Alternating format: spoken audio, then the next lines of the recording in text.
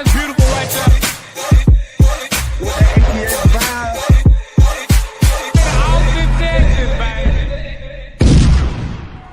Longhorn Nation, we're back.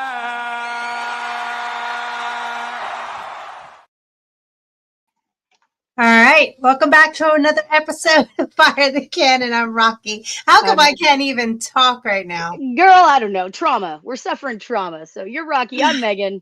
We're Fire the Cannon, and we're in pain. We're in pain right now. I mean, you know, it's.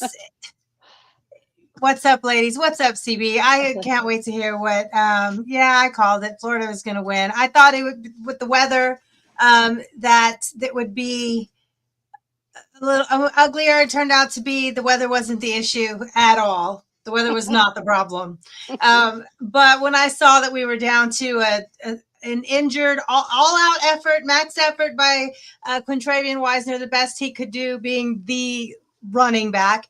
When I saw there was no Baxter again, blah, blah, blah, blah, blah, blah, I just didn't know how Texas was going to have enough. But wow, that game went the way none of us thought it was going to go. Yeah, look, this is a game. Excuse me, I'm all choked up now. Look, this is a game we talked about since the beginning of the season as a huge potential for a trap game, right? And I think Texas kind of lulled itself into thinking, oh, we look so great after Sam Houston and we fixed a lot of things. And I think some of this might have been looking ahead to OU. Rocky, you and I have been talking about this all season, potential problems for Texas. Now, it was worse than that. It's not just that. I don't think it's anything to do with looking ahead to OU. I think they just got smacked in the freaking mouth. Because I think if they were looking ahead to OU, maybe after a quarter, maybe even a half, they wouldn't still gotten pushed to the ground the way they did. Yeah, I think a big problem in this game, again, y'all, like, we're going to talk Florida, Texas. You guys know that. We're jumping right into it.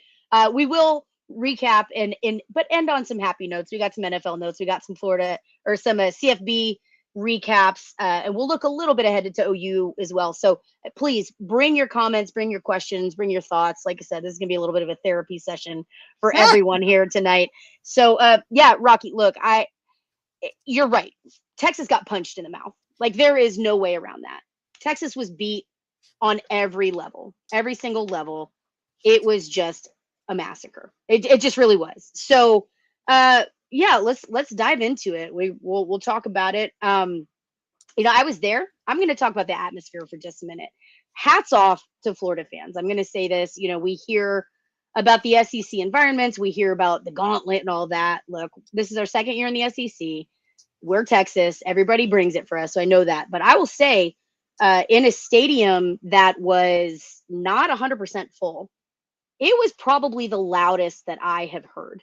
Just period. Like, really, this was a very, very loud environment. Now, I was sitting up top. Maybe it's louder there. Maybe the sound travels. I've heard a lot of people say this was the loudest stadium. It was loud. They were ready for Texas. It was almost 100 decibel average. Yeah, I mean, it was loud in that stadium. So hats off to the Gator fans. I will say this. I had a great time there, save for the game. The fans, for the most part, were really cool.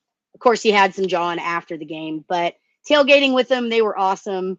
We even got a shuttle around for the dogs. It was pretty great because my dogs are getting old, but they were dressed up. And so they were like, oh yeah, call the shuttle. We'll take you up closer so you can kind of tailgate and things like that. So the hospitality was great. The folks were real nice. It's a real pretty campus and it was loud. I will say this, their stadium, as I put in that tweet, reminiscent of a 1970s bowling alley. I mean, it was just this like crazy bright orange and crazy bright blue. The stadium needs some updating. The concessions were pretty bad. The stadium itself was pretty bad, but they've got something like a, 500 million or something earmarked for next year to start working on it. So overall, it was a really good experience there, save for the game. I will say that, save for the game. Yeah. So what did it sound like on TV, Rocky? Like, was it loud? Did it look crazy? It sounded loud, but the biggest way you can tell it was loud was false start. Like, that's how I knew that it must be really loud in there. Is that what we're going to blame it on? Look, you're not wrong. It was very I'm loud. just saying it must have been very loud in there. It It's was always loud. harder to tell on TV how loud it actually is, Yeah. you know, but it must have been insanity. That's how we're gonna blame it. I'm sure. Look, it was loud, but you know, let's jump about this. We had this kind of later in our discussion, but we've got to talk about it now. The penalties for Texas were a killer. You know, The same all season. What we have been saying after every game, broken and record, getting worse, and now you add in the mental mistakes on top of it. That you just can't do that on the road and win games. You Right. just can't. Right. Yeah, we are through the part of the schedule where we can play sloppy and still get away with winning. Where there's no more of that. So yeah, again, really disappointing from the Texas end that it felt like we just weren't mentally prepared for this game on any level. Texas did not look, you know, we talked about this after the Ohio State game. Rocky, when you were there with me at Ohio State, we noticed right out of the gate that the team just didn't have that fire. They didn't look like they had that energy. And I felt like this again. I'm high up, maybe I'm wrong, but it kind of felt that same way. Let's talk about that, because Sark was asked about why didn't they come out like with more fire, and this is what, of course, you know, Coach Sark always says, you know, you get what you emphasize, and the team takes on the, you know, the vibe, or the team takes on the coach's personality and things like that. So let's listen to what he had to say about. He was asked, why didn't the team come out on fire? It's always the age-old, you know, challenge as a coach. You know, you think you push all the right buttons all week. Nothing indicated to me that we weren't going to come out and play really good. From the first play, we have an opportunity to seize all the momentum in the game. You know, it's a great hit by Grayson Littleton. The ball's on the ground. And I'm not saying that would have changed the whole outcome of the game, but man, we recover a fumble right there on the, you know, whatever it is, 30 or so yard line going in, maybe a different game. So you have to seize moments in games. You have to seize opportunities. And I thought we had some, and we had opportunities to seize some moments, and we didn't capitalize. You know, we have a shot play to Emmett Mosley. We just miss. You know, protection's a little leaky. We have a double pass. We just miss. You know, we have a fumble on the ground. We don't recover. And so, you know, in really good teams play on the road, you got to capitalize on opportunities when we're there, and we just didn't. But again, like I said, the line of scrimmage was probably the more frustrating thing. And I take responsibility for that, because again, I felt really good about it going into the game. It just didn't come to fruition the way I had envisioned it. So we've got to get back to the drawing board to make sure we're ready to go. Back to the drawing board, Megan. Look, I don't know about you. I'm worried. When you hear back to the drawing board in game, what are we in? 5 now? Going into game 6, and we've got to go back to the drawing board. We're halfway through the damn season. Why are we back at the drawing board? That to me is a huge red flag. I mean, we're talking Texas-sized red flag. Was there a team meeting today? Like, yeah, player-only meeting? Player-only meeting, yeah. Again, it was Texas. What Coach Sark said was absolutely right. Texas had the opportunities. They were there. The ball on the ground, you got to ball hawk that. You've got to have that. The first hit of the game was like, yes, we know what they're doing. We're going to take it to them. Right. And when they couldn't land on it, kind of bounced away from tap or something, that like a funky bounce. Like, I'm like, oh, okay, that's early, missed opportunity. But there were so many missed opportunities, and they had Texas just in a spin cycle. And, you know, I was texting you this in the game. 2 true freshmen and a one-legged Lagway had this defense in the spin cycle. Yeah. I mean, that was the thing that I think, you know, we talk about mentality, and going into this game, I mean, this isn't hyperbole. Everybody was like, look, we know the Texas offense is struggling a little bit. They're figuring it out. They're getting a little better game by game, right?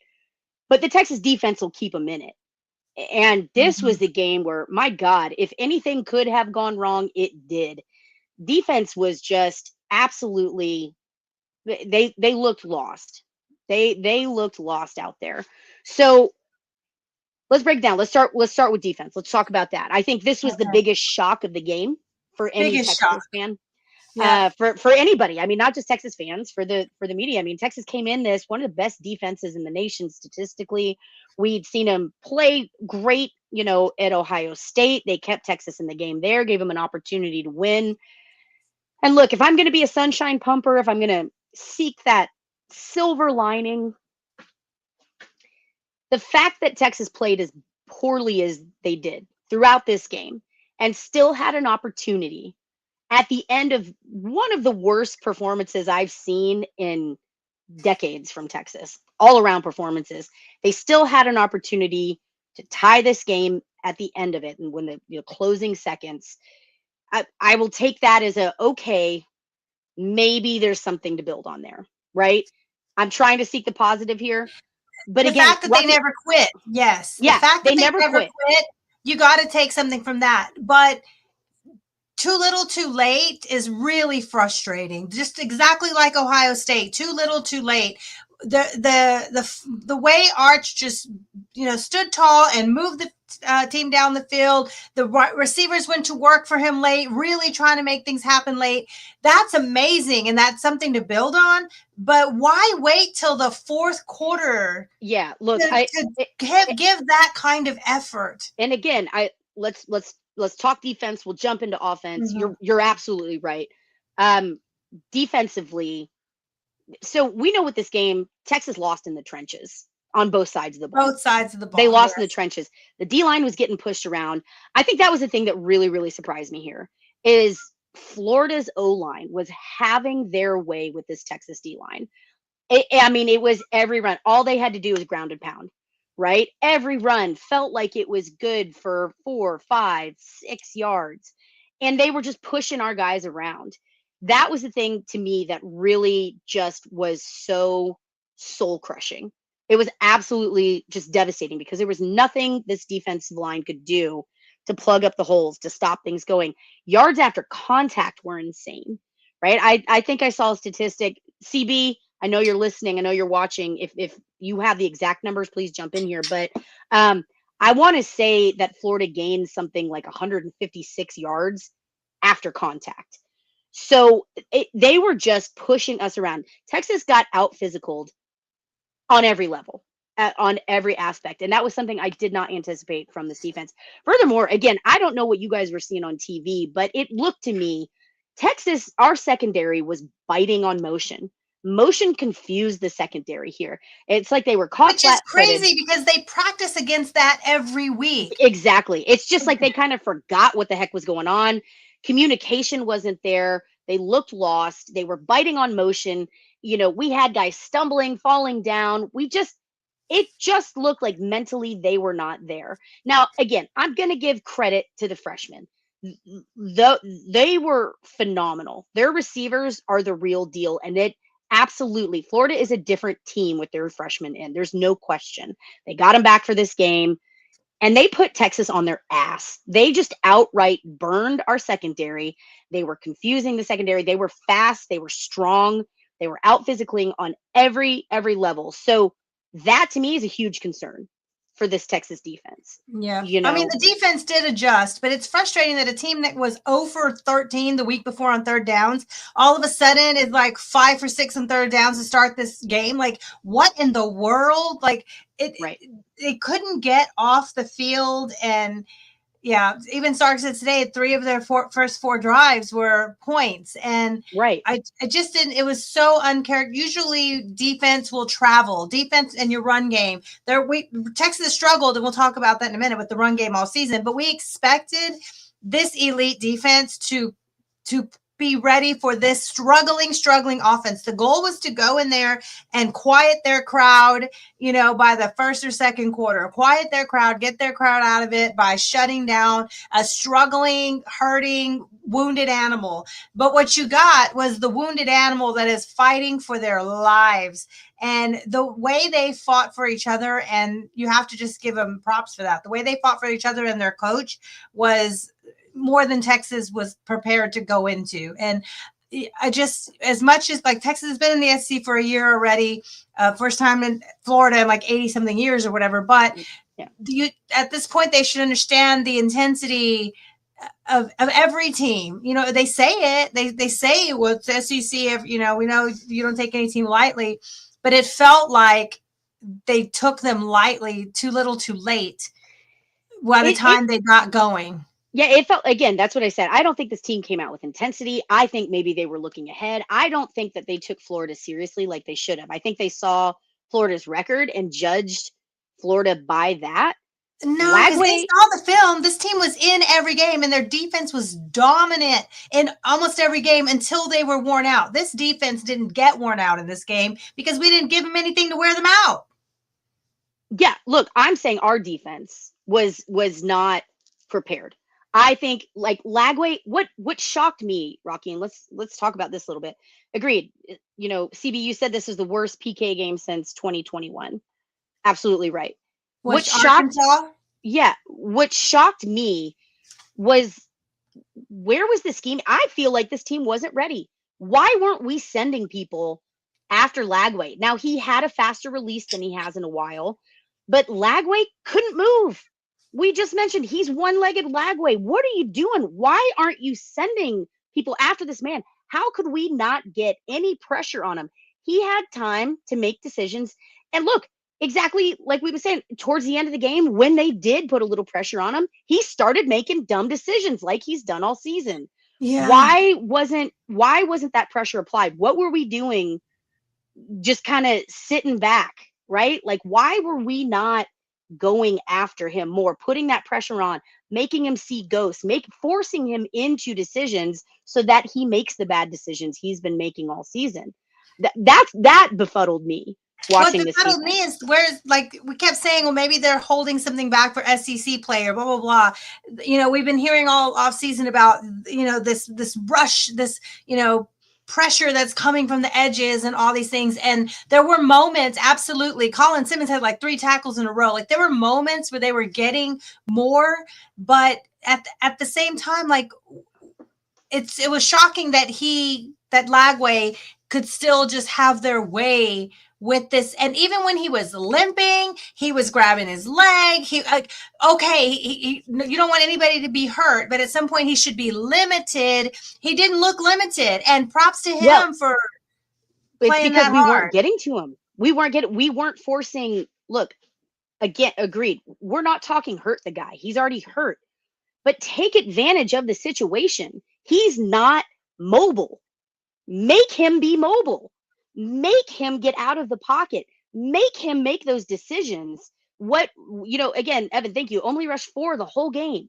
Why weren't we throwing everybody we had at him to get him? The reason why Sark said this is because they couldn't stop the run early. And when you can't stop the run early, that brings the safeties down, and then he's throwing over. And like the whole, like Sark talked about this today, like it just, they had the plan for what Texas does well. And we all know when you're getting quick pressure, you throw quick out of it. And the receivers were working hard for Lagway early, and it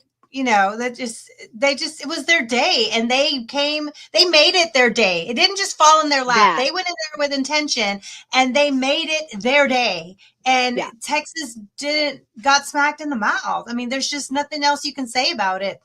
Texas got smacked in the mouth, and we'll see when we talk about this in a little bit. The response will determine where this team is headed, right? Yeah. The defense, we're not going to all of a sudden say, "Oh, this is a trash, terrible defense." No, they are elite. They are talented. They have top recruits. It was a really bad day for this. It was a bad day, and it was a bad day for a really great defense. And I will say this: of all the areas that we had issues, and there were many, it was basically all of them. What I will say is the defense making adjustments, the defense getting right, is the least of my concerns, right? Like, I have the most confidence that this defense will bounce back, figure it out, be ready for OU, have their heads right, and be schemed up, be ready for OU. I'm not nearly as concerned about how the defense I'm concerned about how they performed. I'm not nearly as concerned about the adjustments that need to be made this week for the defense. What I do have concerns about, let's talk about the offense, Rocky. We got to talk about it. So it was rough. You know, you mentioned earlier, we've been talking about this. Texas couldn't run the ball to save their lives. And we know if you can't run the ball, you can't open up your pass game. If you can't open up your pass game and you can't run, you don't have an offense. So That's Texas had 52 yards rushing total. 37 of those were Arch Manning. That right. is unacceptable. And I will tell you this, Arch Manning had more yards than that, but the sacks. Oh yeah, you take off for the sacks and the this and that. Yes, The talking about sacks net killed us. yards, right? Yeah, absolutely. 37 net yards were Arch Manning. 52 total net rushing yards. Right. So let's talk about the running back situation. So we were excited. We had Trey Wisner back, Quintravian Wisner back. Love We him. know Baxter was still out. However, our leading running back had 15 yards total. This, I mean, there was, and look, I'm going to say this. He did re-injure his hamstring at the end of this game. Right after that late touchdown, you see Quintravian grab his hamstring. So, and it's been put out. He hurt himself again. Was he ready for this game? Yeah, right there. Was he ready? Was he ready to come back? Did we rush him back because Florida and we thought we needed that leadership? Rocky, what are your thoughts there? My thought is one, a hamstring's one of those things where you can feel really great and just step wrong and you've tweaked it again. So I trust that the coaches and staff didn't rush him, just like they didn't rush Baxter. Like they could have pushed Baxter out there too if they're rushing players. I trust that if he was ready to go, and he said it himself. They talked to him. Corey Mose posted a video, and he just said, we know he's rusty, going to be rusty coming back. It's been a month since he's played, but he's like, oh, I should have slowed down, saw what was, take what was given to me, kind of the things. Like his first day back, he's going to be, it's going to take some time to get that rhythm again, especially we've seen now this O-line's kind of switch people around. I don't think they rushed an injury that was significant, that was dangerous to be rushed. I think if he was ready to go, you got to, is it worth him playing? And I guess they said, yes, it's worth him playing. He's good enough to go. They didn't rush Baxter back. So I don't want to say they rushed him back, but it's one of those things. Okay. Yeah. CB said Wisner said he's 100%. Hopefully he's a little tweak and he's fine. We don't know. And of course, and I hope he does say that because I want OU to think he's 100%. But yeah, I don't, they through the course of a game, look how many times people grab and tweak things they've tweaked and hurt and feeling like we saw the other day, the quarterback from what that game got spearheaded in the face, targeting, went out for a second, I'll think of it in a minute. And then he came right back out like a second later. I'm like, oh my goodness. Okay. Like I get it. Look, I'm just saying it's frustrating. I will say this. We love Wisner. I do think he is the heart and soul of this team. He is a leader on Texas, but it just, and we're going to talk about the O-line issues, and the O-line issues were plenty and they aided in this, but it felt like he's a very patient runner, but he wasn't able to make cuts when he needed to. He wasn't able to have that burst when he needed it. And so I wonder now, let's talk about it, Rocky. Like the offensive line was offensive. It was bad. Look, I'm rocking our O-line repping back here. I love me a good lineman, and championship teams, they win because of the trenches. I have concerns about this O-line. I don't know at this stage. Again, we're halfway through the season. We are hitting our halfway game through the season. How do we fix this O-line? They were getting pushed around. They couldn't open up anything. We were blocking poorly. I can't tell you the number of times that I saw two guys blocking one Florida defender while three defenders were coming right through untouched. There was a point where we had 7 up on the line against 4 Florida players and 2 got through. Right. I don't know. And look, I think Coach Flood is incredible. We've had plenty of players on here that talk about how Coach Flood develops, how he gets here. But where I think there is a weakness, and we're seeing this, and I don't know that Texas can fix this year, Flood's refusal to go to the portal, to see the players that he had, know where they are in their development. I have every faith and every belief that Flood will develop the guys that we have.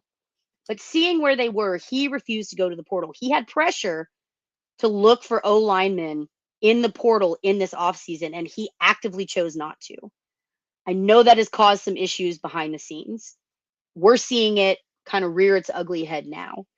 So is there anything that Texas can do? Look, these numbers are bad, and I'm sorry. I'm going to bring him up. DJ Campbell, the most experienced guy there, had a grade of 90.6. Cole Hudson, 70.9.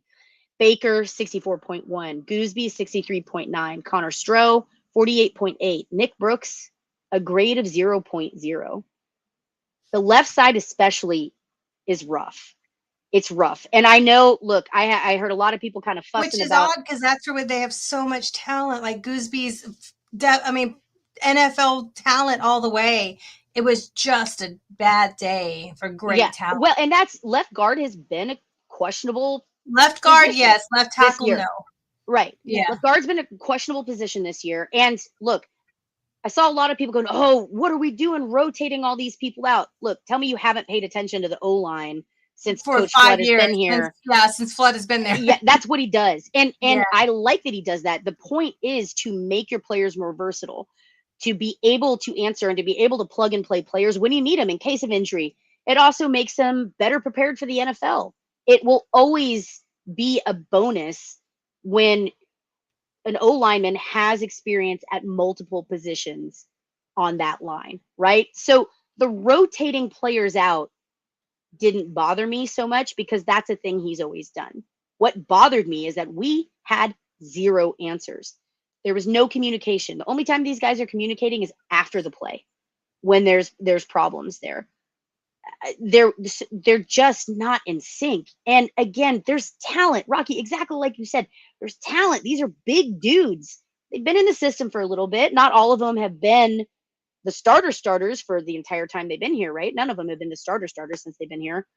But it feels like we shouldn't be at this point. And if our talent or if our experience or if our development was at this point, because it hasn't gotten much better since, game one, they did pretty well.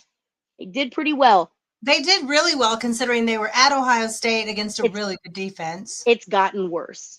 Yes. So my concern is, how do you fix this at the midway point? How do you fix an O-line that isn't communicating? How do you fix an O-line that's confused on their assignments? How do you fix it? Again, if this was game one, okay. Game two, okay. Game three, getting a little nervous about it. We're going into game 6.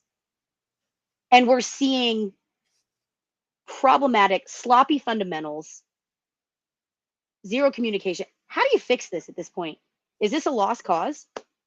No, as long as the coaches are invested and the players are invested, it's not a lost cause. Like, these still are talented players that lots of schools wanted, right? So it's not,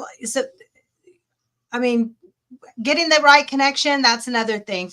Like when you talked about Coach Flood always wants to, mix and match players and try them at different positions with the goal. One of the goals, you mentioned a few, but one of the goals should be to know what your best combinations are. Right. And I trust Flood that he's come up with his best combinations depending, against the different competition.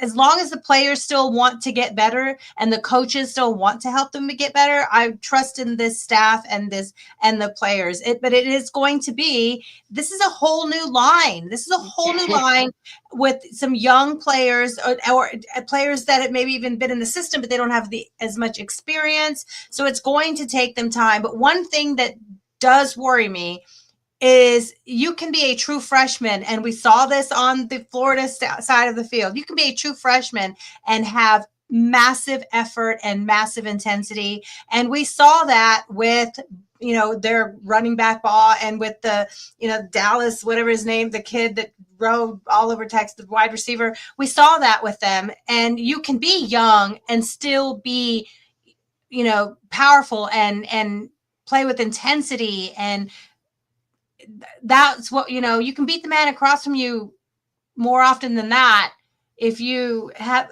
it's just so See, frustrating. so It's this just is so frustrating. this is where I'll argue a little bit. I think with skill positions, there's more of an opportunity for younger players to have bigger impacts. It is really, really, really rare for a super young player or a relatively inexperienced Yes, we're player. talking about players who've been in the system 3 years now. You're not wrong, but they haven't They- been the full start. Again, I'm going to argue a little bit. I agree Yes, with your you can point have in more general. impact as a skill player, but you can be physical. Right. You can be, that's what I'm saying. You can have more what passion and play with some physicality, what even if worried you're me young. is our big guys were just getting beat. Like, technique has a ton to do with things. How they're scheming, how they're set up, understanding how they're communicating. Absolutely, that's super important. But at the end of the day, your big guys have to act like they're big guys. They shouldn't be getting pushed around. Like That's what I'm saying.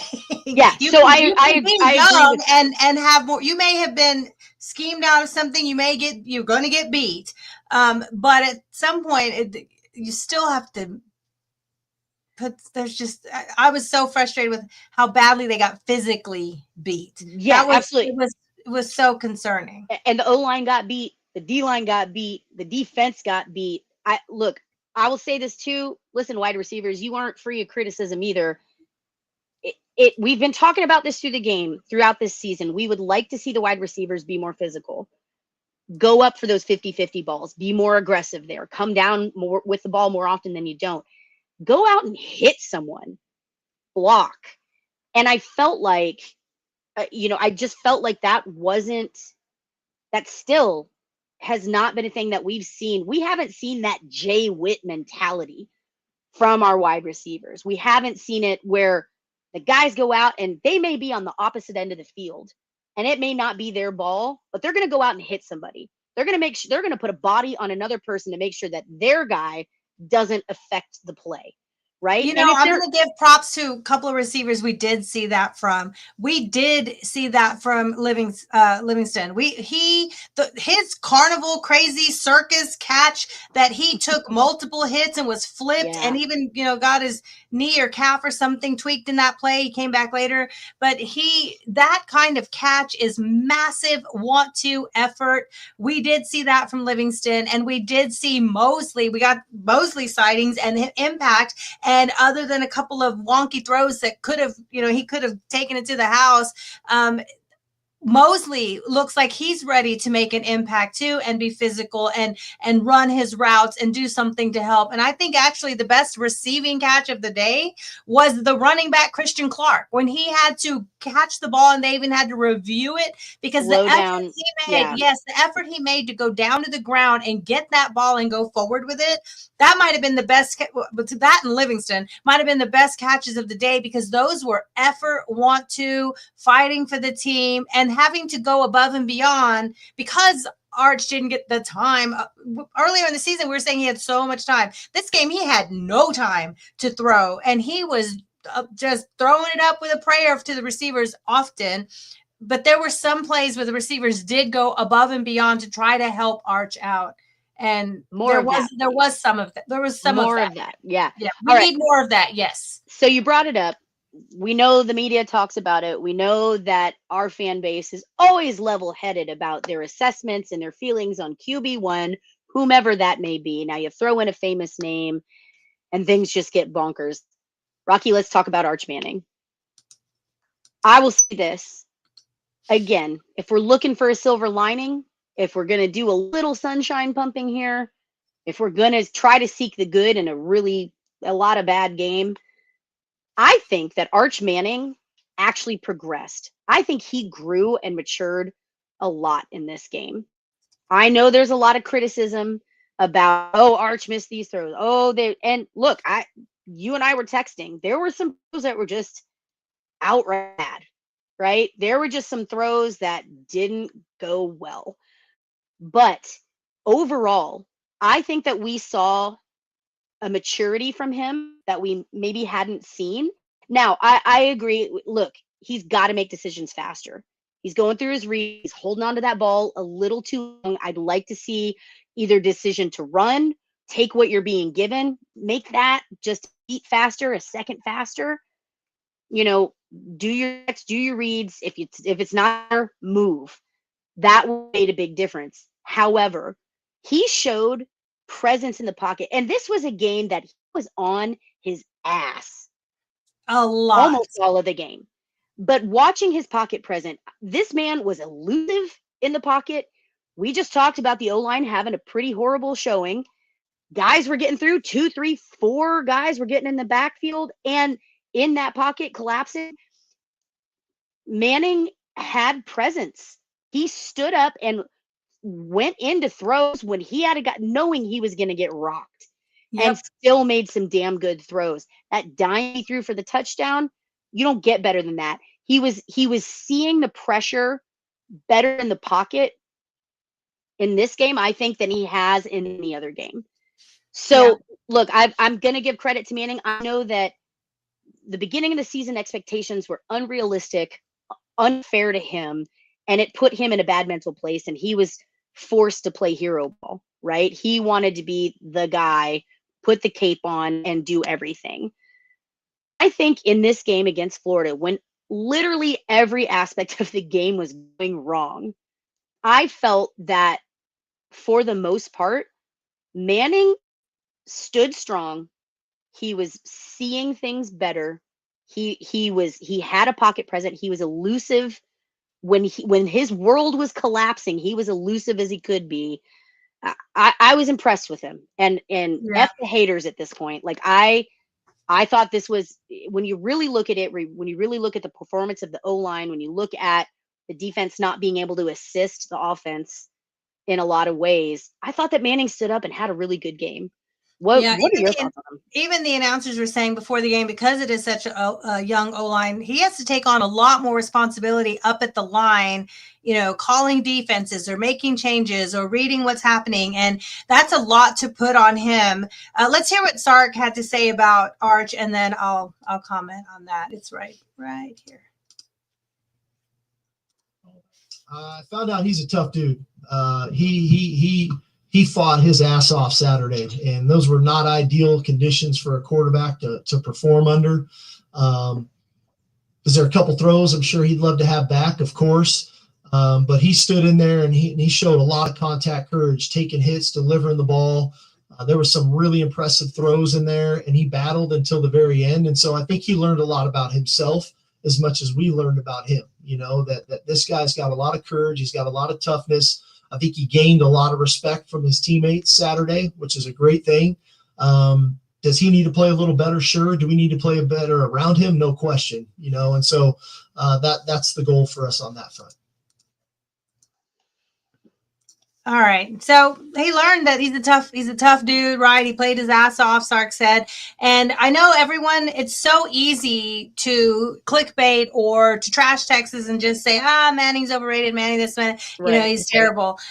When it mattered most, he stepped up and moved the team down the field. Like I said earlier, a little too late or whatever. We needed more of that earlier, but you can see the talent there. The talent is there. The leadership is there. The motivating the team and being a leader is there. The leadership is there. But we just need it for 60 minutes, right? We need it for 60 minutes, not 2 minutes and then 1 minute and then 2 minutes. That's the problem, is we haven't seen 60 minutes. And the defense normally does more than enough. And you think about it, the way Florida has played the last few weeks, 21 points on the road, and they did leave some points out there. The double pass, he mentioned the Wingo pass to Endries that was just a little overthrown. That Wingo's probably thrown in practice every day. Like those little moments, or the little overthrow to Mosley, like those plays could have been another, field goal range or touchdown, right? So 21 to 24, 7, 8 points should have been enough on the road to beat Florida the way they've been playing the last few weeks. But this is the day, and we said if this is the day where Lagway all of a sudden gets his get right game and everything starts going their way, it's going to be tough for Texas with their offensive struggles. And this, of course, It had to be their get right game when Texas comes to town. Yeah. Hold on, Rocky. That last part. Sorry, your audio is cutting out a little bit. What was that last part you had? It. No, I Of course, just said it it had had to to be their get right game when Texas comes to town. Yeah. Look, and again, this is where I get a little frustrated in the sense that teams play different against Texas. Look, and you might say that I'm coping. You might say that I'm, being a burnt orange homer or whatever. Fine, say it. I don't care. I'm not wrong. Teams play with a different level of competitiveness against Texas. Like they get up for this. They get crazy. They get ready they get up and play a lot of times above themselves. Now, I will say this, and Rocky, we had said this going into this game. Florida's talented. And the second that Lagway figures it out and starts piecing it together, Florida's going to be a dangerous team. Unfortunately, it happened against Texas, right? Mhm. Like it was that perfect combination of Texas being underprepared, in my opinion. I really do think they were looking ahead. I think they underestimated Florida's potential. And Lagway played out of his mind. We couldn't pressure him. We didn't pressure him. And then having his two freshmen there that, again, you might not anticipate that kind of impact, but you still got to prep. You still got to prep for it. So that was frustrating. It was an ass whooping on every level. I hope we learn. I will mention this special teams here, even special teams, and that's an area that historically we've wanted to see some improvement. And this season we have. Bomeister's been awesome for Texas. And what was frustrating, this is where I said, man, if it could go wrong, it did. Even with special teams, Bomeister Kangaroo was punting him perfectly. He was putting him exactly where he needed to place them. Within the Within the 5 5. yard. And our guys, just for whatever reason, absolutely could not stop the ball. There was one that bounced off of us and into it. It wasn't like he was out kicking the coverage either. It was just rough. There was one where they kind of watched it go into the end zone. Does that sound better? Yeah, much better. Okay, I just disconnected my mics. I don't know why it's anyway. So that there was one that just like bounced right by them, or that they did. There was one where they absolutely did make every effort to keep it in, but the nose of the ball broke the goal line. It just everything that could go funky or weird, and then the block punt that could have been a touchdown, and we were so fortunate that it bounced out the back and was only a safety at that point. But it just felt like the things that were not happening so far this year happened that day. And that's one thing that does give me a little bit of hope is there were so many odd things in this game. So many, like the block punt, we hadn't had one all season. Bomeister's been fantastic. The defense playing not to their level, their standard, what we're used to seeing from them. Those kind of things give me still I'm still hope that they can right the things, because really the physicality, we've seen them play with that before. We know it's in them, and I don't know why they were not ready for it on Saturday, but we know they have that in them. Look, I will say this, and we'll talk a little bit of OU preview. Rocky, I'm going to suggest we move that to the end of this conversation. Okay. But I do think right now, I mean, that was one of the worst performances we've seen from Texas football in a long time, in recent memory, for all around offense, defense, special teams. It was just a comedy of errors. What I will say about this, while there are a lot of concerns, this next game against OU, we know anything can happen, but this is a gut check for Texas.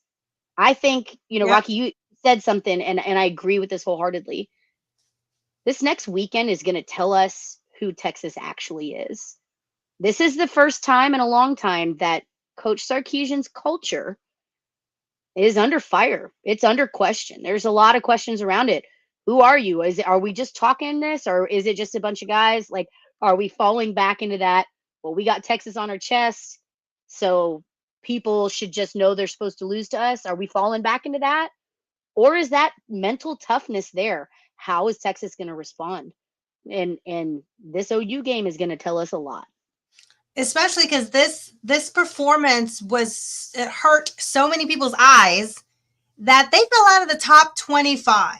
You know, there was already question. They did not look like a top 10 team, even when they were playing bad competition. You know, when they had the games that should have been all, 55-0, 3 games, and they struggled, they were sputtered, but they won them, and they were dropping down the polls because the performances were not nice. This performance was so bad that they are out of the top 25. This is a historically bad fall for a team that started number 1 and is out of the top 25. So as much as we laughed at Aggie baseball or whatever, when they did it, Texas, this is where they are, right? So, of course, statistically, they still can win a national championship. Like, crazy they would have to win every game for the rest of the season, which means going to Georgia.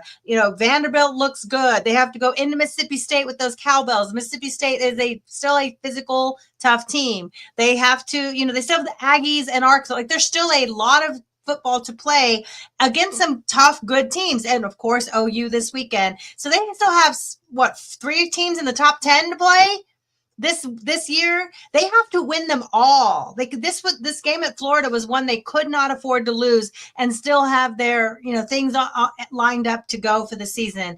They've dropped that. Now the best they can do this year is 10-2. And it does not look likely if this is the level of physicality they're going to bring, right? They were the only team to go back to back to the playoffs the last couple of years, to the Final Four the last couple of years. And now here they are, really hanging on by a thread.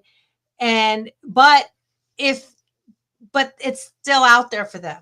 It is. And it's up to them whether or not they get it done. Yeah. Against all odds, you're right. At the end of the day, possible, not probable, but possible. All the goals are still there. Yeah. Right. The margin of error, there's no leeway. It's gone. It's gone. And it starts this Saturday, right? Yeah, Chris, absolutely. I love this. I've seen this and thought this. Playoffs. I know. I'm not talking about playoffs. Talking about playoffs?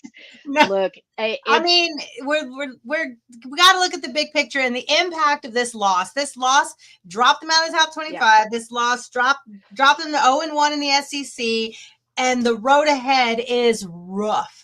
It's a tough road ahead. I know people like to say Texas easy schedule. No, they don't. They have a lot of good teams, and a couple of the really good ones are on the road. So it's crazy how they went from winning, 15 games in a row or something, whatever it was, 2 road games in a row. Was it 11, 12, whatever it was, to dropping 2 in a row, 2 road games. Something about that mindset is, and it was 2 games they could have won if they came in with the right mentality. It feels like, right? Yeah. Like, it feels like. Look, again, at the end of the day, this is a gut check for Texas. Yeah. And this is their opportunity to show us that they are who they say they are, and that they've got that culture, and that, look, when their back's against the wall and when they're in the position that Florida's in, and, there's a lot of questions and your quarterback's under fire. Coaching is starting to be under fire, which I think is bullshit, by the way. But right or wrong, the coaching's under fire. Yeah, it's going to be questioned, right? But this is where Texas puts up or shuts up, and that's the end of the day. All right, let's talk about some other college football happenings around CFB. A lot of crazy stuff going on. I'll tell you. Look, Texas fans, is frustrating as it is, we don't want to go back to Charlie Strong era. We don't want to go back to Tom Herman era, but there is a lot of parity in football now. It's crazy. There's not dominant. There's not a one singular team that's just shutting everybody up. So let's talk about it, Rocky. Let's review some. All right. So we saw Miami was going into Florida State. Miami held on 28-22. Very similar score to Texas score, 29-21. But of course, those are going to look at very differently. Oh, also, side note, Megan, I messaged you this. I have to just say this. I messaged you during the Texas-Florida game. So Lagway threw this wonky sidearm thing a couple of times, right? When he threw it, they're like, "Ooh, he's got that Mahomes." Look at that. He's got that Mahomes. But what when Arch does that, terrible mechanics. He must be injured. He's trash. So the narrative is so different, right? Like the same wonky sidearm thing. It's just, I just had to remind you. I just had to tell you that. Anyway, okay, so Vanderbilt fought hard at Alabama, then Alabama pulled away. Mississippi State and Aggies were close early. Aggies pull away. Tech beat up on Houston. Both teams went in undefeated. That was the last of our undefeated matchups probably for the season. And Tech won that one. And this is the one we were talking about last week where I said, oh man, Penn State, they're going to go to LA. They'll probably extend their stay and hang out because they get 0-4 UCLA, who's fired their coach, and they have an interim coach. And what happened? 7 people rushed the field. They were getting run out of the stadium. They fought back, but too little too late, because we know about that. Number 7, Penn State loses to 0-4. Not that this in any way eases the pain of losing at Florida, but it wasn't the worst loss of the weekend. This has to be the worst loss of the weekend. Can we just look at this picture for a moment? This cracks me up. Like, look, I was fussing about this when Michigan State had to go out to California and have that 10 p.m. kickoff Central Time craziness. We know that the Pac-12, the defunct Pac-12, is like really just put a fly in everybody's ointment as far as scheduling. But poor UCLA, this team hasn't won shit in a real long time. There was a whopping like 18 people. People don't go to these games anyway because they're so hard to get to. Like at UCLA and most of the time USC, those kind of schools, nobody's at these games anyways. Like empty Rose Bowls, empty like whatever. People aren't at these games. And then when you're 0-4, what cracks me up about this is like, what would you call this? So this is an official field storming. I would call this a field wandering, like field. It's not storming, it's sprinkling. A field sprinkling, perhaps. A field drizzling. I don't know. Like what it's a field drizzle. What do you call it when you're 18 people run onto the field? Like, and it was actually, I wish I had this clip ready. It was actually, I felt kind of bad. There was one security guard. I think they literally had like one security guard because they're like, we're not going to win this game. It's not going to be an issue. Yeah. And he's just like, you could have played yakety sax watching this dude singularly try to chase 5 different people. Like, bless his heart. But there you go. Good for you, UCLA. The coach, the interim coach, I wish I could remember his name, but he seems like he has inspired this team. And yeah, it's pretty awesome. Good for them. Good for them. I thought for sure that Penn State was going to hang out. They probably got on the plane and went straight home. This, Megan, is the new top 25 for the week, for this week. We know Texas is out. Number 5 and number 6, Aggies and Sooners. So they can talk a lot right now. Tech up to number 9, money well spent. Georgia still a top 10 team. So you can see ahead for Texas. Like I said, we still have 3 top 10 teams on the schedule. And yeah, thoughts? Anything there? Surprise? I'm proud of Georgia Tech still hanging out there, number 13. I'm rooting for them. Yeah, Georgia Tech doing good. Look, anything a surprise? I don't know. Define surprise, I suppose. I feel like seeing Virginia up there. Look, you got Memphis making a top 25 appearance. Good for them. They had that strong showing against Arkansas. South Florida, who went into the swamp and won, shows up in the top 25. So 9 SEC teams and none of them are Texas. Yeah, that should be a punch in the throat for Texas. That should hurt. So yeah, look, again, it is not a ideal situation for Texas. It's not where we thought we would be or certainly where we want to be. But there's opportunity. Texas has to go out and prove that they're the team that they think they are, that we thought they were at the beginning of the year. Long way to go. Long way to go, Rocky. There's a lot to do. 7 games left to play, and 1, 2, 3, 4 of them are ranked. So yeah. Look, okay, I do want to address some comments here because look, y'all, we appreciate you. CB, you're talking about the UCLA rushing the field, the storm drizzle. Looks like when Kansas fans rushed the field in 2016 after beating Texas tens of fans rush the field. That's right. I don't know if you guys are, did y'all, Rocky, I know you are not a TV person. I'm going to ask you this, and I know the answer is no, but what was it? It was that, of course, I'm blanking on the show now. Jason Bateman, Jessica Walters. Why can't, anyway, but he goes out and he's like, there are dozens of us. Dozens. Ozark? No, it's a comedy way before Oh, that. I don't And know. I know it well. I've watched it a million times, and now I can't think of it because I'm on the spot here. But Yeah, yes, I don't know. agreed, CB. It looked like that. Ezzy, you're not wrong, girl. Texas has not beaten UCLA football recently, so maybe we shouldn't say much. Look, I'm gonna talk it. Good for them. We're actually crediting them. They beat Yeah, Penn we're State. cheering for them. That was amazing. Good for them, but that's an 0-4 team, and at the end of the day, 0-4 is 0-4, right? Like you can't. They're can't 1-4. that. You better get it right. 1-4. So- They were an 0-4. They are now a whopping 1-4. Look, Yeah, we're the proud point of that fans. was to say we were not the worst loss of the weekend. That was the point of my story. Was Anyway, so we'll talk Wednesday. Wednesday we'll look ahead at all the other big games of the weekend. Of course, our biggest game of the weekend is Texas OU. Megan, Texas posted this thing that said, "Ready for." I'm going to show you. That says, "Ready for the rivalry." Are we? Are we ready? Look, Are we ready for the I- rivalry, Megan? are we? I don't know. As a fan, I'm just sitting here. I'm finding my inner zen. I'm hiring an Etsy witch. I'm trying to find. I heard that's a thing. Yeah. Yeah, it's a thing now. So maybe we should look Yeah, into that, Rocket. Maybe that's what the NIL money should be spent on. Hire some Okay. Etsy witches here. But look, I'm finding my center, and I am channeling 2015 Red River Shootout, where Texas was unranked, OU was a top 10 team. Absolutely no one gave Charlie Strong's Longhorns a chance, and Texas came in and dominated. I'm channeling that. I'm putting it in my soul. I'm speaking it into existence. I'm hoping that happens. Mm.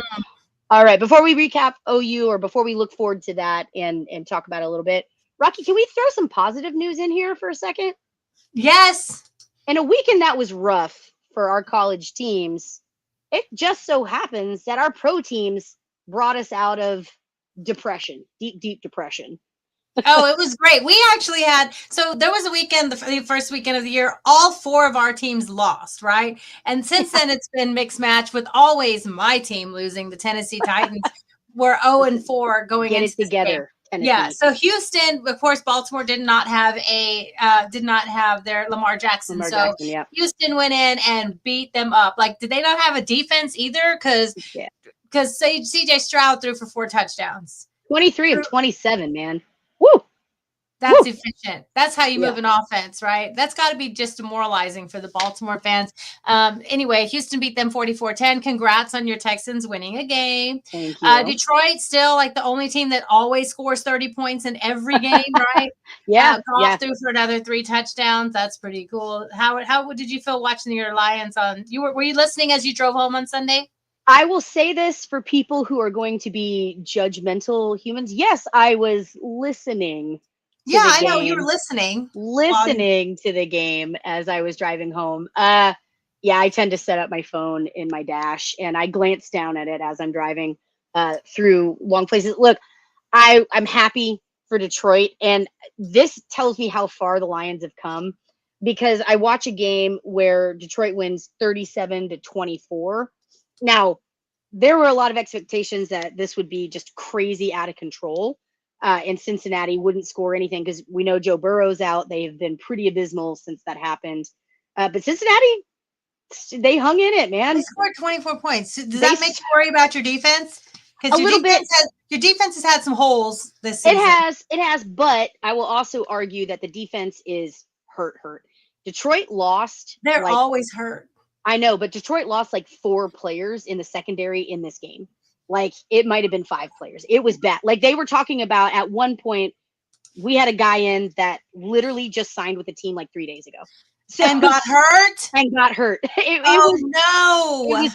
was bad. So, am I worried about Detroit as a whole? No. We got to get some guys healthy again. And I think that's what we saw here. But at the end of the day, even when the Bengals were challenging late, Detroit came together, and they're just one of those teams, man. They're finding ways to win, and good teams find ways to get through, bad situations. So I'm happy and I'm excited, and I don't know, it just gives me a little bit of hope here in what was a weekend of bad football up to that point. But all right, let's talk about your teams. Dallas. Okay, going in, so looking dominant. Jaden Blue, Longhorn, Jaden Blue, he got to play for the Cowboys. This was his first time playing. He didn't start. He did come in later in the game. 4 carries for 7 yards, and the long was 6 yards. So the other 3 netted 1 yard. But that's okay because he got to play with the Longhorns. Here he is warming up. Chewy Vasquez, Los Longhorns, posted this, I guess, from his, That's play with the Cowboys. Shared something. Shared something from the Cowboys post. So here he is kind of warming up for the game. That's it. But the game of the year, Megan, I don't know if you saw this game or not. The game of the year was actually the Tennessee Titans at the Arizona Cardinals. And I'll tell you why. Because so Tennessee was down. I know you want to hear. Tennessee was down 18 points, 21-3 in the third quarter. Yeah. They only had like an 11% chance of coming back and winning this game. You and your stats too. You love watching those. I love watching the graph. zigzag. Like, how bad is it? Oh, it's that bad. I was sending you in the Florida-Texas game. I was sending you the probability. Should I be? Yeah. Do I have hope? And I did have hope. And there was even a point where Richard's like, you should come watch this Tampa Bay Seattle game. It's going back and forth. I said, no, my team's only down by 18. I'm not going to quit. A true fan. It all turned around when, what's his name? Like DeMarcado or whatever, the Arizona player. He was one of those guys that right before the goal line, running in a touchdown, lets go of the ball. At this point, Arizona was about to go up 3 scores, 3 touchdowns. They're about to go up. And because of that, of course, it's a touchback. And Titans go down and score a touchdown. But you have to see this. This is the craziest touchdown ever. And this is Titans in the red zone. And they throw a pick. And then Arizona fumbles it, and then the Arizona player kicks it into the end zone like they're all going after it, and Titans land on it. Watch this, Megan. It's crazy. Yeah, this was bonkers. Yeah, so scramble, pick, intercepted, but then he drops it, and then he kicks it, and then it goes right in the end zone, and number 4 falls on it. Yeah. I don't think I've seen a touch. That's just crazy. To me, this is like he has trouble with the snap, like the Michigan State at Michigan game back in 2015, where all Michigan had to do was just kick the ball away. They couldn't do it. They flubbed that, and then just hilarity happened, and Michigan State falls on it to win. So heck yeah, man. Like, yeah, I'm happy for your Titans. And then we have this new kicker, and he's horrible, and he's missed like 4 field goals in a row. And we had an opportunity with like 27 seconds left in the red zone. And what do? Set up for a kick. And I'm like, no. And he made it. But one really cool. And so Titans win a game. But this is really cool. Lifetime Longhorns, our friend Hayden Connor. Yeah. And yep, there he is. And Gunnar Helm, they swapped jerseys. Gunnar Helm, the tight end for the Titans. Hayden Connor, O-line with the Arizona Cardinals. So it's always cool to see our Longhorns showing love to each other, and we know they're good friends and they got to play against each other. So had to share that picture. Absolutely. I love it. Corey Mose shared that, so I'll give him some love for finding that picture. Anyway, so all 4 of our teams won. Yes, CB. Jaden Blue had custom blue Louis Vuitton cleats. They were Nikes that were Louis Vuitton. Printed Louis Vuitton, because sometimes you can like pay big money for collabs and stuff. Mm-hmm. I mean, I don't know about that, but I heard about it. So he had, and I guess, he had blisters from them and they were hurting him, but he had to wear them. Maybe if he had worn more comfortable cleats, he would have had more than 7 yards on 4 carries. I mean, maybe don't break in brand new shoes on your debut, but I'm just teasing. What do you know? All right, y'all. Now we gotta say, now we gotta say, it's hate week. Don't mess with Oklahoma. I tried to be supportive of their state. Don't mess with Oklahoma. Listen, I'm ready. I'm over last week. We've had our therapy session. I appreciate y'all. Appreciate the comments. Appreciate everybody jumping in. Now it is time to get rid of that sadness in my heart, and it's time to fill my heart with hate because I'm here for it. It's hate week, Rocky. Now I know you are not a fan of going to the state fair. Hate is this game, and I don't need to talk about it again every year because everybody knows already. But I hate everything about this game. Which I think you're insane. Everything about it. People try to convince themselves that they love this environment. I don't have to convince anything. I love this, and they love spending the entire third quarter waiting to use the restroom, and they love fighting fairground people to try to get to your seats, and they love sitting with half the stadium Sooners. No, you don't. I love it. Don't. I absolutely do. Nothing about I love it. I was actually talking to one of the moms the other day. Her son's no longer at Texas. He's been gone a year or two. And we talked about that. And she's like, that's the worst. I would never go back there unless I had a son playing in that game again. Cause no way. And I'm like, isn't it the worst? She's like, it was the worst. And they even have passes to get into the right places and blah, blah, blah, blah. And it was still the worst. And I'm like, see, I'm not the only one. Anyway, you want to hear what Sark had to say about this game, Megan? And then we'll talk about it. As long as we can just say that you're wrong. Yes, absolutely. Let's hear what Sark had to say. That I'm wrong. Oh, why? The game is the best. It's the best, man. It's the worst. It is. All right, let's roll it. Let's go. Here's Sark. All right. I'm very confident in our ability to do that. Unfortunately, we've been down this road before. Coach, you'd love to say you play perfect every Saturday. There's always hold on. I'm going to go to where he actually talks about it. Mindset, Oh, I think it was playing. Here we go. I think that the good part is this is year number 5 for us of being part of this game, and this is a great game. Like there's nothing about this game that is like I love all aspects of it. I love it that it's a neutral site. I love that it's a state fair. I love that both teams are. No, he doesn't. I love that the crowd is split 50-50.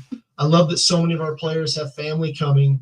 I don't love that there's some noise around how we're playing, but that's the reality of the situation. That's what we signed up to do. All that being said, we got to focus on us, and we need to be enamored with what we need to do from a preparation standpoint, an execution standpoint, a game plan standpoint, being intentional with our practice habits, things of that nature. And so, you lean into some of the veteran players who have been through this week before, who know what this week is about, and push your younger players or your new players that maybe have transferred into this is how we go about our business. Because it is a great game. There's a lot of emotion that goes into this game. And I think that there's a fine line. And as we touched on, playing with emotion, but not emotional. All right. He likes it. I mean, he has to say he likes it.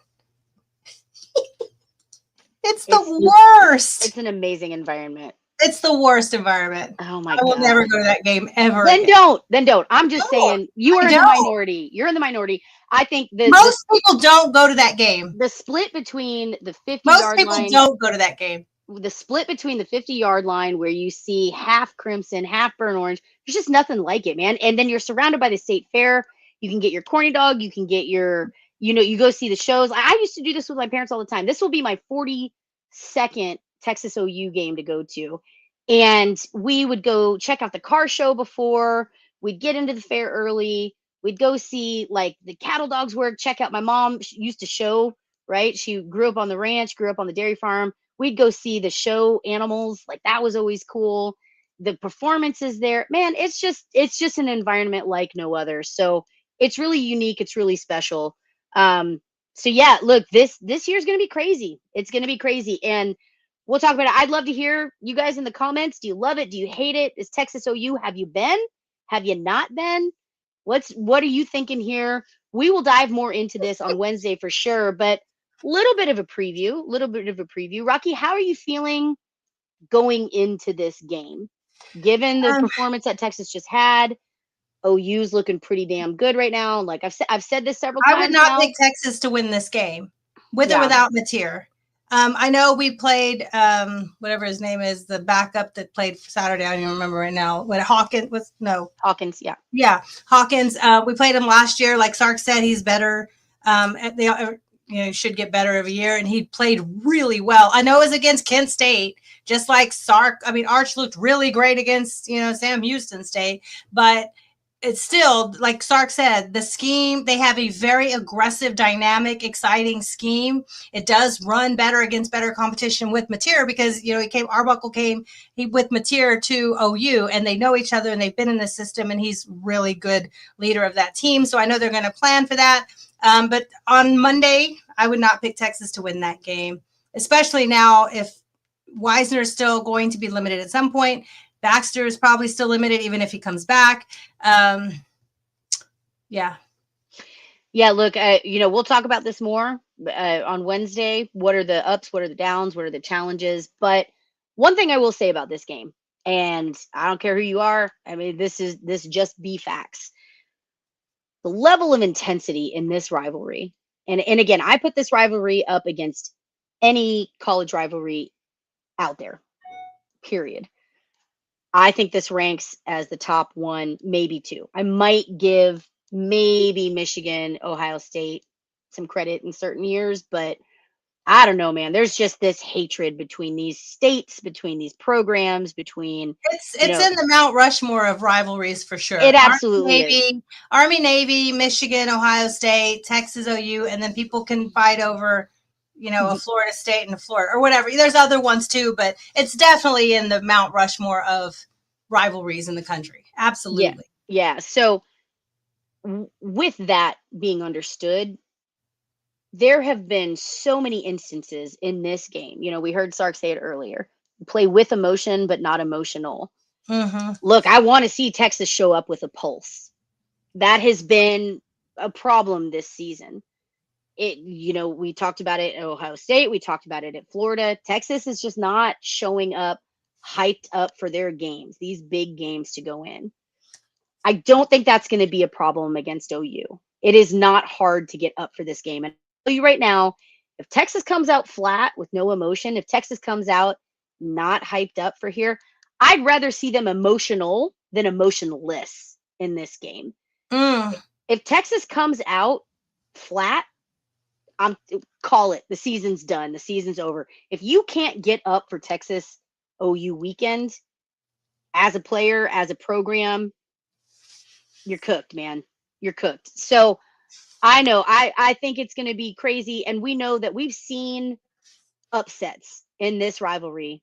We've seen unranked teams. We were just talking about it. 2015, unranked Texas, Charlie Strong, unranked Texas comes in, defeats a top 10 OU. We've seen it happen. I believe it was 2018.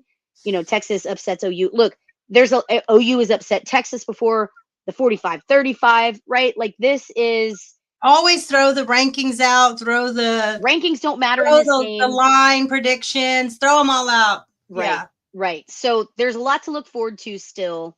Don't give up hope yet, Texas. There's a lot of games left to be played. There are some things that definitely are concerning. Can the ship be righted? We'll talk about that on Wednesday, y'all. We really appreciate you being here. Again, we're trying to do our recaps on Monday so that we don't have to cry through it all the way through Wednesday. But yes, please join us Wednesday live. We will be there again. Like and subscribe. We are Fire the Cannon on Twitter and Instagram. We are at Fire the Cannon and the number 1. On YouTube, we are Fire the Cannon podcast. Please, again, those likes and subscribes, they help. The comments are great. We appreciate y'all being here as always. Please join us on Wednesday. We will be live Wednesday, 8 p.m. Central. We'll run through.